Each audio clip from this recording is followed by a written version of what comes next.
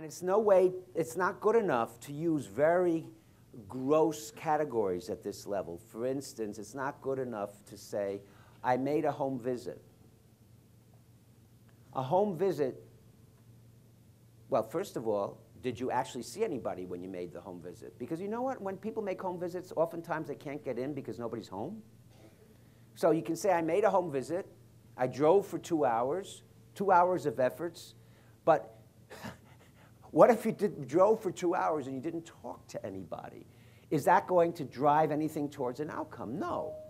Or what if I made a home visit and I tried to talk to the mother, but she and the father were in the middle of a fight and they wouldn't stop bickering and they would never let me talk to them, and finally I gave up in disgust and I went back to the office. Do you think that's an impossible scenario? No, it's not impossible. It happens, actually. Did that home visit by itself accomplish anything? Debatable, right? So the kind of record keeping that you have to do in a good performance management system is not just quantitative.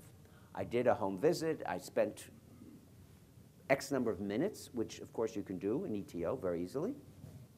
There has to be a qualitative aspect to record keeping. That's when you have your case note boxes, which I think have room for 3,000 characters. Steve, 3,000 characters? Yeah, okay. So lots of room to make qualitative notes and to keep track of what the nature of the interaction was, what you talked about, your point of view about how successful the conversation was. And always in thinking about that, be relating up to, was this conversation about the kind of things that our goals say I should be talking about? Was this conversation a concrete expression of the way what our objectives are in working with these clients? Was this conversation highly focused on helping these participants get to specific outcomes?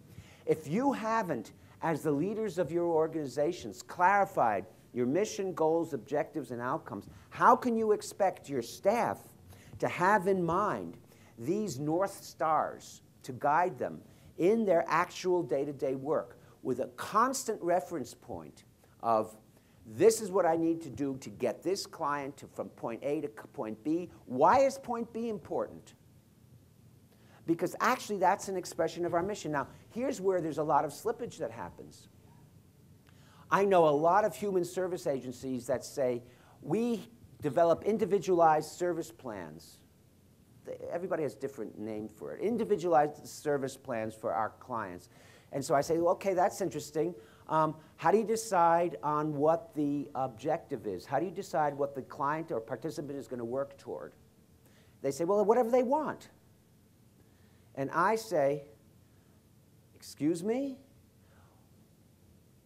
Are you in business to help people get whatever they want? And do you have the organizational capacity to succeed in that way? And is that what your objectives say? We are in business to help people get whatever they want.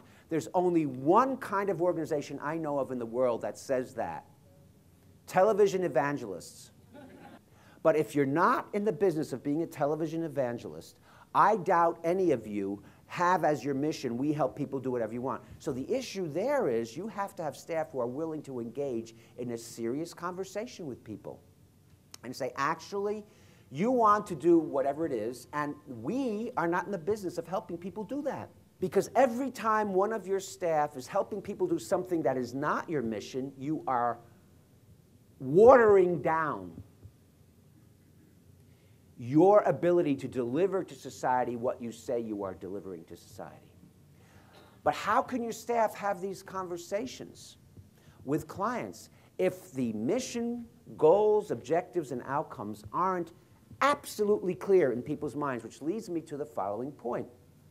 One of the things I've noticed as I go around the country with nonprofit organizations is that the ones who've done this, taken it this far, when they get to the level of choosing outcomes, because they are so passionate about their work, they say, when you look at the outcomes for which they say they're delivering, they tend to have dozens of outcomes.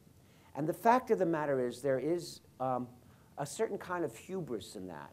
I mean, who can believe any organization can deliver dozens of different kinds of sustainable changes in people's lives? That's what a human service outcome is, a sustainable change in people's lives. I don't know of any. Take it as a sort of a suggestion that if you have more than 6 outcomes you're working towards, the chances are you're not working towards any of them effectively and maybe are achieving none of them.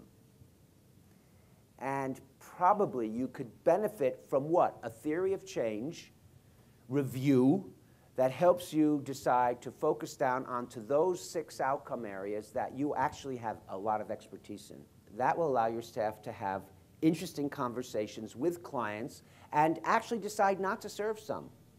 If you are serving everyone who walks in your door, you are serving nobody well. That's my view of the world. Because you can't be designed to serve everyone well who walks in your door. You are designed to serve certain groups of people well whose needs you understand, whose context you understand, whose struggles you understand. But you don't understand everybody's struggles. Nobody can understand everybody's struggles. So part of your theory of change in setting objectives is to understand the target population very, very well that you want to serve and move that target population to outcomes. Not everybody. And that is the hardest thing for nonprofit, passionately driven organizations to do. I was just approached this morning by someone who works for a foundation and said, you know, opened the possibility of me doing a consultation. And what I said to that person is, if you want me to do a consultation that is simply a matter of efforts, outcomes, implementation, then I'm not interested. Because after I heard about what the foundation did, it was clear to me that with the number of programs that this foundation has, it can't be doing all their programs equally well.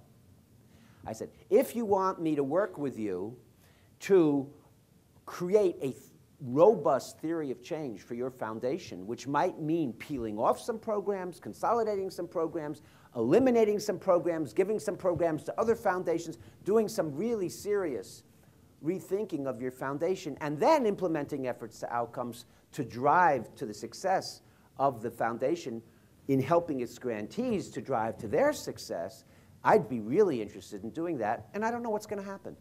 But I use that as an example because I have a financial interest in that person hiring me.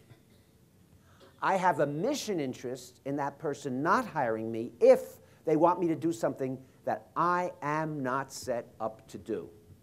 And that is the issue for you. So one of the things that nonprofit organizations don't do a good job is managing enrollment, managing admissions, doing universal assessments to make sure that everybody you serve is from within a certain limited realm of human populations. And if people who come are not from that realm, referring them elsewhere. And you can't do that if you don't have a clear set of expectations around the outcomes you're trying to achieve. You relate those outcomes to the needs of the population you're going to serve, and you relate both of those to your capacities as an organization. It's a powerful triangle. The outcomes you're trying to achieve, the nature of the people you're trying to serve, and your organizational capacities. And you have to bring all 3 into alignment. Otherwise, using ETO won't help you. As powerful as it is, you will be doing what we were talking about yesterday. You will be spinning your wheels and sinking into the mud instead of getting somebody to work, right? So that's why an outcomes framework is important. Thank you.